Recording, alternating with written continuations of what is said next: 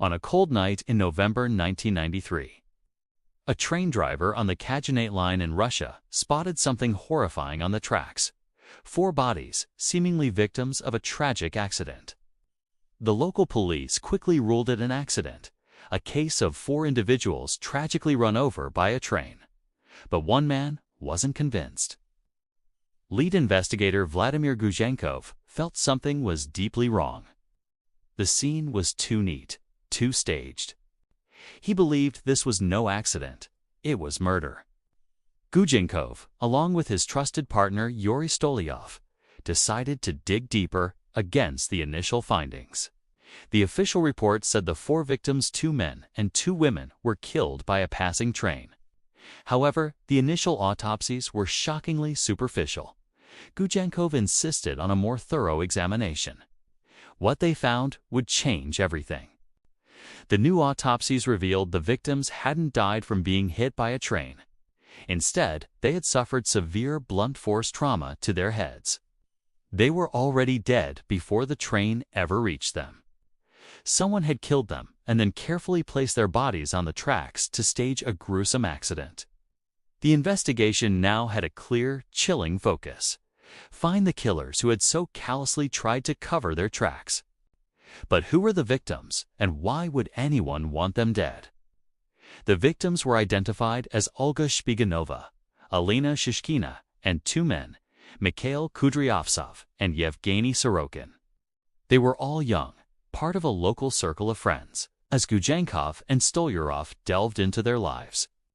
They started to uncover a dark world of small-time crime, jealousy, and betrayal.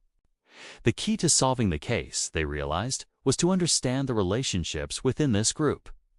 The investigators began interviewing friends and acquaintances of the victims. A name that kept coming up was Vasily Strelnikov, a known local tough guy with a reputation for violence. Witnesses described him as controlling and possessing a volatile temper. He was part of the same social circle and was reportedly seen arguing with some of the victims shortly before their deaths. Gudzenkov and Stolyarov knew they were getting close. They brought Vasily in for questioning, but he was stone cold, denying everything. He had an alibi and presented himself as a victim, mourning the loss of his friends. But Gudzenkov was a seasoned investigator.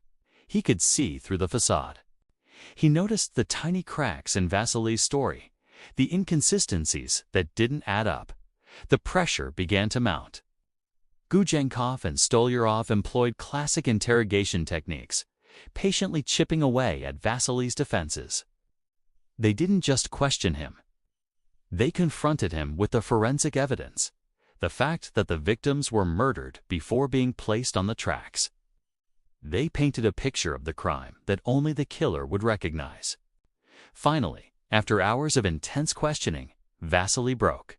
His confession was a torrent of cold-blooded details. He admitted to organizing the murders, but he hadn't acted alone. He named his accomplices Yuri, Slava, and Nikolai. The motive was a chilling mix of greed and perceived betrayal. Vasily claimed that the victims had wronged him in a business deal, a dispute over a small amount of money and goods. In his twisted mind, this slight was enough to warrant a death sentence. He described how he and his friends lured the 4 victims to a secluded location. There, under the cover of darkness, they ambushed them, using clubs and blunt objects to beat them to death. The brutality didn't end there. To conceal their crime, Vasily and his crew came up with a plan to stage a train accident.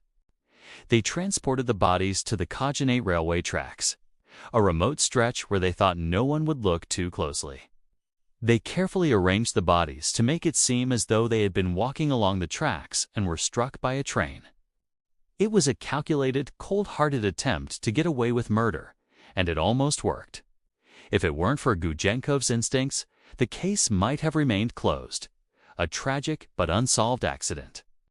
With Vasily's confession, the police moved quickly to arrest the other 3 perpetrators, Yuri, Slava, and Nikolai. Faced with Vasily's testimony and the overwhelming evidence, they too confessed their roles in the gruesome crime. Their stories corroborated Vasily's, painting a complete and horrifying picture of the events of that night. The community was shocked.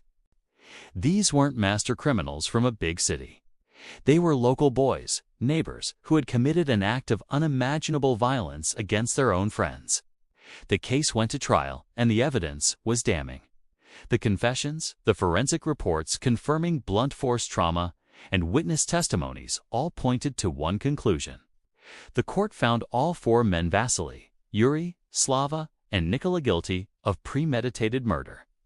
Given the brutal and calculated nature of the crime, the prosecution sought the highest possible punishment. In 1990s Russia, this meant the death penalty. Vasily, as the ringleader, and the others were sentenced to death by firing squad. Their case became a focal point in a much larger national debate that was raging at the time about capital punishment. Russia was at a crossroads, seeking to join the Council of Europe and align itself with international human rights standards. As their appeals were processed, a significant shift was happening in the Russian legal system. In 1996, President Boris Yeltsin placed a moratorium on the death penalty as a step towards its eventual abolition. A requirement for joining the Council of Europe. This meant that although Vasily and his accomplices were on death row, their sentences would not be carried out. Their death sentences were commuted to life imprisonment. They were sent to high-security prisons to serve their time, escaping execution due to a twist of political and historical timing. The story of the Khajinet Tracks murders is a chilling reminder of the darkness that can exist within a community. It's a story of a meticulous cover-up unraveled by a determined investigator who refused to accept the easy answer. Vladimir Gudenkov's refusal to close the case, his pursuit of the truth, brought justice for the four young victims whose lives were so brutally cut short. While the perpetrators were spared the ultimate penalty, they were removed from society, and the truth of what happened on that cold November night was finally brought into the light. The case stands as a testament to the power of diligent police work and a pivotal moment in the history of the Russian justice system.